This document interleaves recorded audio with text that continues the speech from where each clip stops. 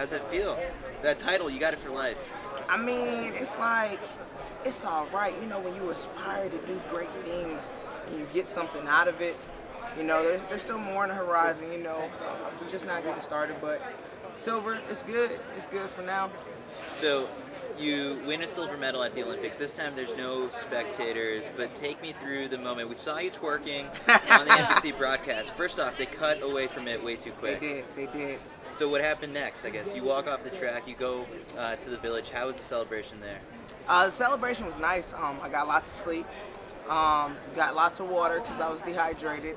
And I got my regular grilled chicken with my French fries with a little barbecue sauce on top. Had my Old Bay seasoning from back at home, sprinkle that on there. You packed that yourself. Hey, I had to do it. It was for everybody back at home. Yeah. But so just really had like a nice little meal. So you obviously made a ton of headlines with the ceremony. You decide to raise your arms up in an X in a little form of protest. I guess kind of like behind the scenes, like how did that come together? What was the conversations that took place for that to happen?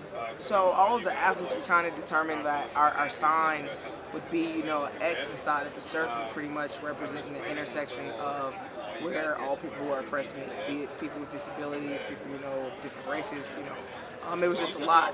So everyone, you saw some athletes that actually drew it on themselves or on their uniforms at some point during the competition. And for me, I actually did draw it on my arm during competition. And it was like really at that moment, I feel like while I had the world's attention, it was time to make a statement. It wasn't necessarily a protest, it was just really making a statement.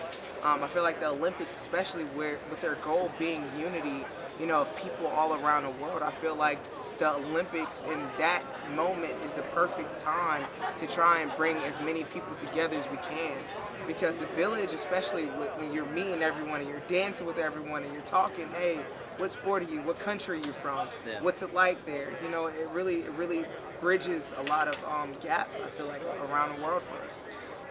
Was there any moment where like they pulled you aside to a room and gave you like a talking to about like, hey, these are the IOC rules, but no one was gonna take that medal from you? I mean, if you watch my TikTok or if you were on my Twitter, you see they weren't going to get that medal. But initially, like especially USATF and USOPC, I'm very thankful for because they were behind me as soon as everything happened. Like they told me, don't worry about it. Like based on what we've decided and our rules, like you haven't broken any. So they told me like that, whatever happens, they're going to be behind me, and that was the thing that really gave me a lot of peace and solace. Now, obviously, when you do something like that, you piss off a ton of people on Twitter, and all their icons tend to look the same. They happen to have the same politics. How bad did that get? I really didn't pay attention to, like, I did and I didn't. Like initially I did, especially because it was like, I find stuff like that funny. Because like I know who I am, I know what I did, I know what it stood for. So like you can't sit here and try and tell me that it meant something else. So I mean I made fun of like some of the people at first, and then like after a while I just let a lot of my followers handle them. I'm like they'll get them for me. I don't even have to worry. Let me like keep my peace. Well, it's crazy because like Gwen Berry constantly, any tweet she puts out gets like 10 of those responses. Did she like give you any sort of like advice, or did she message you at all about like, hey, I mean, just don't pay attention to it at all? We talk about that stuff all the time because I would tell her, man, like, just delete and block people. She's like, it's no point. Like, they're just going to keep creating pages and coming back. She's like, I don't even stress it. I don't worry about it. So, like, we've already had those conversations. So, it was one of those things that before I did it, I already knew that would be some kind of response. Because as soon as anybody would turn it and try and claim that I did a protest, I knew that, for whatever reason, the country that's the most prideful on freedom of speech and doing everything, being able to speak up for what you believe in, there's a lot of people here that get so hyped up over people protesting, and I feel like it's the most American thing that you can do, even though what I did was a statement. So then a couple days later, tragedy strikes with your family. Your mom passes away. How hard was that to kind of like get the word while you were gone? I mean, there was an interview clip, I guess, from local news from just a couple of days ago. I mean, was this just a total shock? It really was. I mean, So and it's so funny to me how life works, because I would always say, like, especially like after overcoming a lot of my mental health challenges and things like that, and still dealing with them. I'm not gonna say like I'm over them completely, but I'm still dealing with them. Um, I would always say, like, I'm ready for whatever life wants to throw at me next. I knew that when you accomplish things, sometimes you're gonna, life's gonna hit. I was like, I'm prepared. Even during the competition, I was saying, like, I don't want nothing in life easy. Yeah. You know what I mean? And I feel like, life and God, set me up at such a high to kind of prepare me for that moment. Because had I not worked on my mental, had I not been already seeing a therapist or planning on seeing a therapist, had I not been meditating, had I not been doing all of those things, calling my people and reaching out to my people, and sitting on the phone with my mom, like, every other day or every day that I'm out there, I wouldn't have had that peace to be able to, to keep moving on. Like, initially when I found out, like, I broke down, I honestly, like, I went Hulk mode on the wall in the village. Like, my room wall, Yeah. it's like torn out steel beam, like it got a couple dents in it. Like, I went crazy, I'm not gonna lie. But as I thought about how happy she was in those moments, she was actually with Athing Mu's high school coach and Tara Davis's mom, those days that she was out in Orlando having the time of her life. So when I think about her smile and her love and all the things and lessons that she gave me and taught me, and how happy she would be for me in this moment, I really find a lot of peace in it. And I feel like you really find the true beauty of life in those high and low moments, because just as high as I was just as low as I went so Yeah. fast. With Joe Kovacs, obviously his mom was the one who got him into the throws. Right. How active of a role did your mom have in your sort of career development? My mom was like the one that made sure that everything was taken care of on the outside. Like, she always wanted to make sure that I got to school. I remember her one thing was, if I got to carry a camel on my back, you going to college. I was like, all right, lady, it's a little extreme.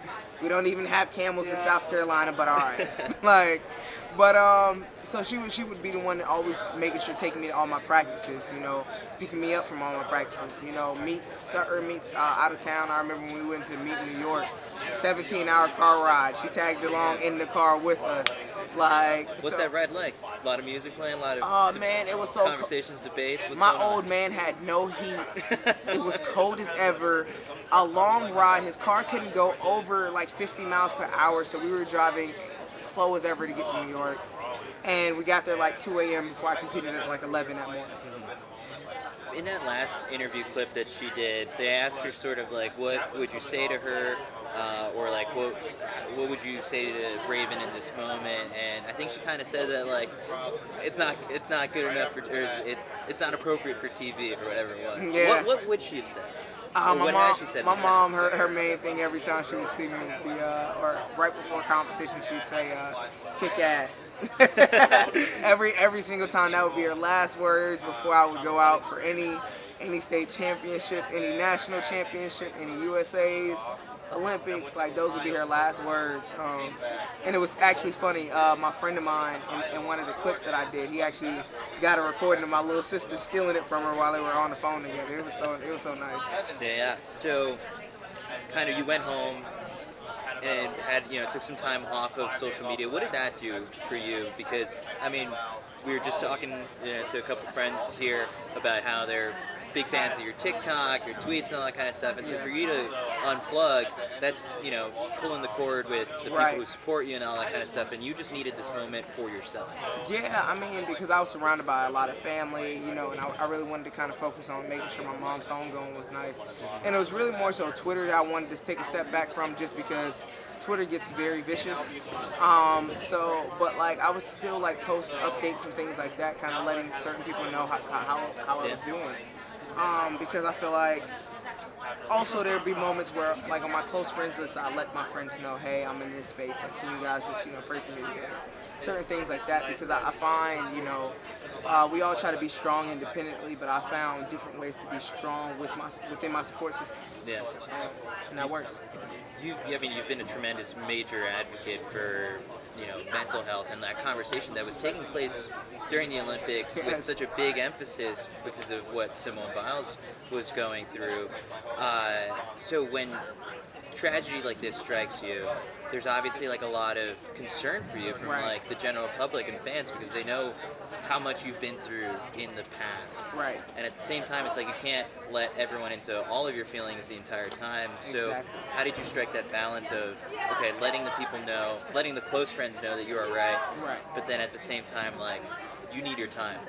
Yeah, so it was one of those things. Like I knew by previously have opening myself up, especially with my battle and going through something like this, I knew there would be a lot of people who weren't on the inside who were concerned for me. So that was my way, like when I would let people know I'm in a good space, but I just need time. That was my way of kind of letting people know that I'm okay, but I have things that I need to handle, and shoot, mentally you have to take time for yourself to take Simone. And actually when I was on the way to the airport, was actually when I found out that Simone, the day before I lost my mom, she lost her aunt.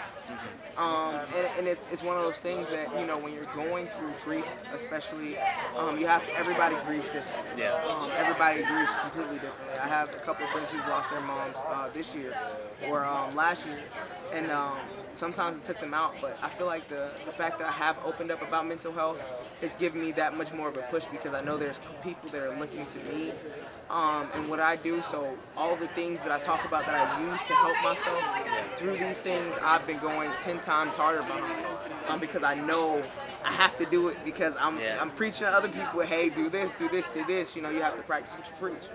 Did you connect with Simone at all?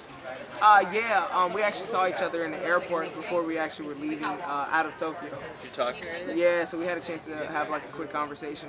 It was really nice to kind of share that because I feel like especially when you see certain people, you really never think about certain things, and especially us two now being on the forefront of mental health, especially within athletes and in sports. Yeah. It was kind of nice to kind of share that moment. Where do you think that conversation goes from here? Because it had such an emphasis at the Olympics. Right. Naomi Osaka is continuing to deal with it. I mean, Exactly. broke down during one of the press conferences I think this past week, and so it's not just this is going to be the hot topic for the week, It's and not. and even the term I guess mental health is sort of like some people are saying it's becoming a little bit of a buzzword and that kind of stuff because of how much it's being thrown around in conversation. So like, where do we go from here, and how do we continue carrying that momentum? I feel like we go in a change legally and systematically because I feel like there's so many things that we can do to help protect, and so many laws that can be put into place to help out people find it. And I feel like that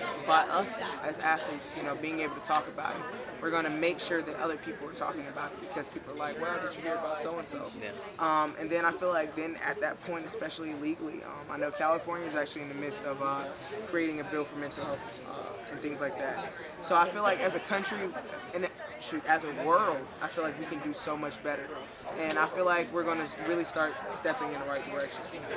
Getting back to the throws a little bit. So silver, I mean, like that gets you pretty hungry for gold, right? Oh yeah, I feel like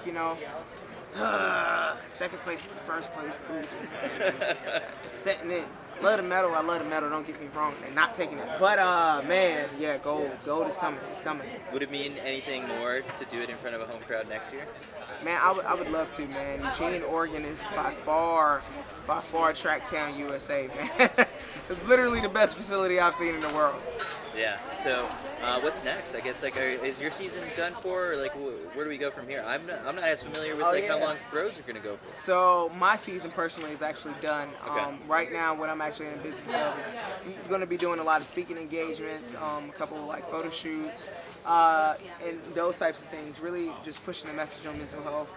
Really, track season is over, but now it's time for me to keep pushing what I have been all season long, especially now that I have a little bit of time to do it. What's been the biggest celebrity follow or interaction since your medal? And I guess like who's still on the list that you hope like if you flash your Olympic silver, it can get you in the same room?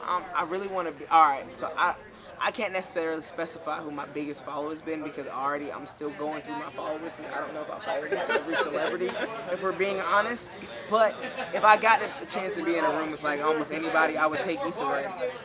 She's just naturally funny. You can tell like she's super genuine. And I was like watching her since she had her like YouTube series, The Awkward Black Girl. So yeah. You got that White House visit coming up, Exactly. right? What are you trying to say in the room to Joe? We did it, Joe. We did it. With my medal, we did it, Joe. Oh, that's the TikTok you need. Yeah. That's Hey, that would be the one. If they let me get that one out, I would. Yeah. I'm one's definitely popping off.